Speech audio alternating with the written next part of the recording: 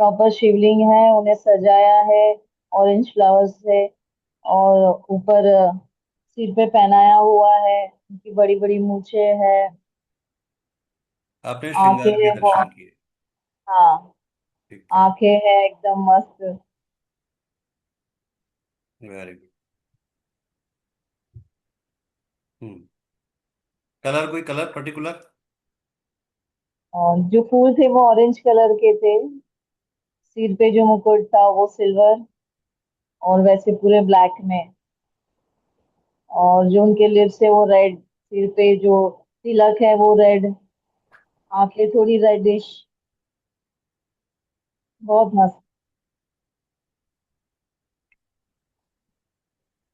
पर गुरुजी मैंने एंड में तो आपको ही देखा, आप में ही देखा शिव जी को।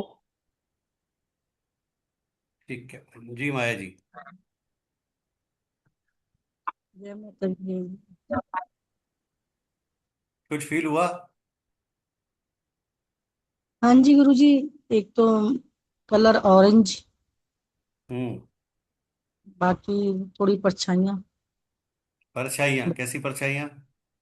जैसे बाबा मतलब मंदिर में जाते हैं तो शिवलिंग ही है, शिवलिंग हम्म। हम्म। वो का। ठीक है। आपने कहीं ऐसा कुछ फील किया कि आप मानसिक रूप से कोई जल चढ़ा रही हो, दूध चढ़ा रही हो, कोई अभिषेक कर रही हो उनका, ऐसा कुछ फील किया आपने? गुरुजी मेरी आंखों में तो एक तो पानी काफी बह रहा था, तो आवाजें इतनी आ रही थी बहुत ज्यादा। मैं मतलब अपने आप में जैसे मतलब वहां तो हूँ, मैं मंदिर के अंदर बाबा के पास हूँ, जैसे कुछ एनर्जी थी वहां पर। अभी क्या मतलब प्रॉपर तो नहीं याद आ रहा सारा, पर ये था कि कुछ तो था।